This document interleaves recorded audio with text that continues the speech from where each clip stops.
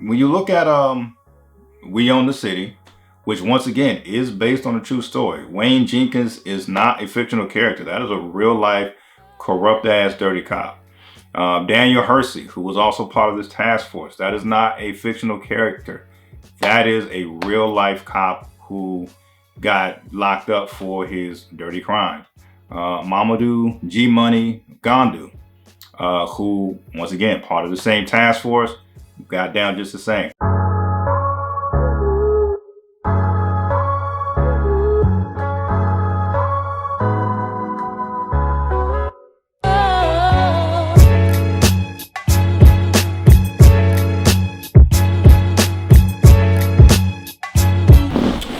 Hey, what's going on, folks? This is another episode of Just My Opinion with Ryan.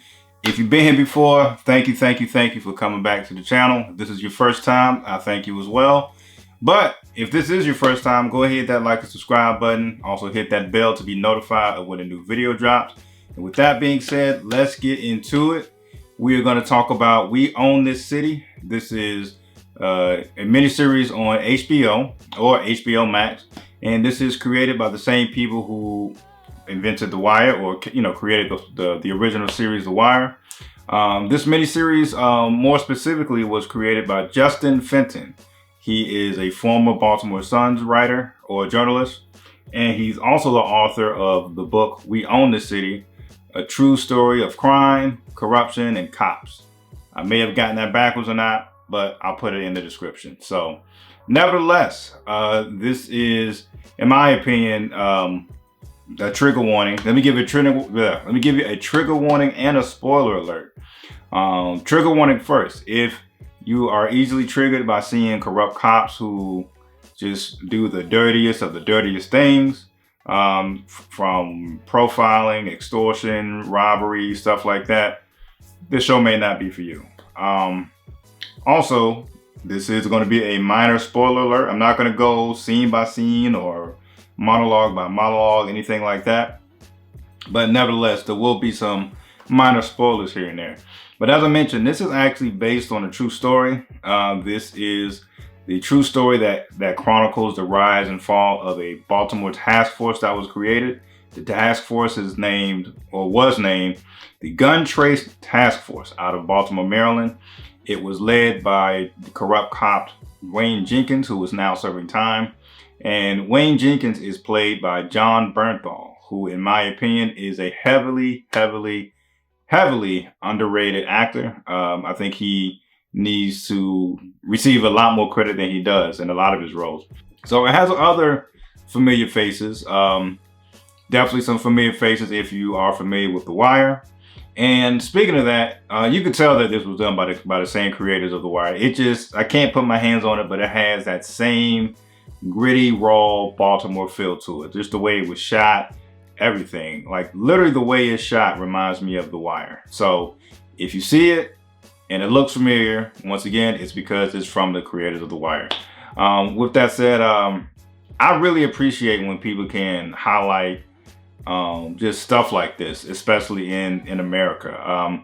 What I mean by that more specifically, I appreciate when people can highlight just the activities of corrupt cops or dirty cops and so forth. Just to sidetrack just a little bit, I remember watching this show called 61st Street, which is also a pretty good show by the way. I think I'll review that at some point as well. But nevertheless, sometimes I will, do my research and just see what people are saying about shows, just to see if it's worth my time. And I remember one of the comments that was talking about 61st Street. It was actually on IMDb, to be more specifically.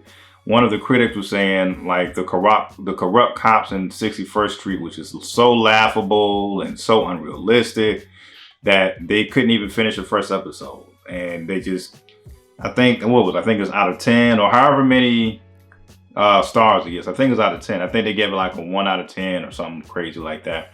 And when you look at We Own the City, which once again is based on a true story. Wayne Jenkins is not a fictional character. That is a real life corrupt ass dirty cop. Daniel Hersey, who was also part of this task force, that is not a fictional character. That is a real life cop who got locked up for his dirty crime. Mamadou G Money Gandu, who, once again, part of the same task force, got down just the same. So for people who will look at shows like 61st Street or look at any of these fictional shows that are highlighting dirty cops, best please believe that no, these dirty cops are kind of real, and sometimes it kind of just shows you the differences between, I don't want to say two different Americas, but it definitely just shows you the difference between the perspective that some people have when it comes to cops. And with that being said, I'm not saying all cops are bad. I'm not saying I hate cops, but once again, I do appreciate when there's either a book, show, anything, a news piece, anything that can just open people's eyes when it comes to corrupt cops. Hell, look at, I don't want to go down that road, but look at people like, George Floyd, and the list goes on and on. Just about, you get my point. But nevertheless, this is a real story. And some of the things that could be triggering, once again, this is also a spoiler alert. One of the notable names in this first episode, outside of Wayne Jenkins, was actually Daniel Hersey. Daniel Hersey, at least within this first episode. And granted, I understand that all these shows will have some dramatization to it. I get that. But you can read real news articles and cases and real legitimate sources about some of the corrupt activities that was going on with these real people. But nevertheless, in this show, one of the things that was upsetting to me was Daniel Hersey. Once again, just kind of showcases how corrupt people are. Daniel Hersey pulls over someone with in the downtown Baltimore area, well, the inner city Baltimore area. Pulls him over, illegally searches his car, and once he finds nothing in the car, the victim who was pulled over is highly upset to the point where he curses Daniel Hersey out. Daniel Hersey doesn't like it too much, especially because there are a crowd of other people watching just to make sure that this victim is being handled properly, or suspect being handled properly. Nevertheless, after getting cussed out, Daniel Hersey bumps into the guy on purpose and then says, "Oh, I think that's assaulting an officer." Proceeds to beat him on the head with his billy club or what have you, and then proceeds to arrest him. So that's just that goes to show you what type of show you're getting into. So stuff like that is wild. There's another scene within this first episode to where Mamadou G Money Gandu, I'm gonna just call him G Money. There's another scene with G Money and a couple of his other task force buddies.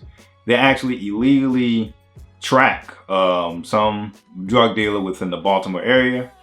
They literally wait for him to leave his apartment, go in there masked up, and they rob the place. They rob this drug dealer's home.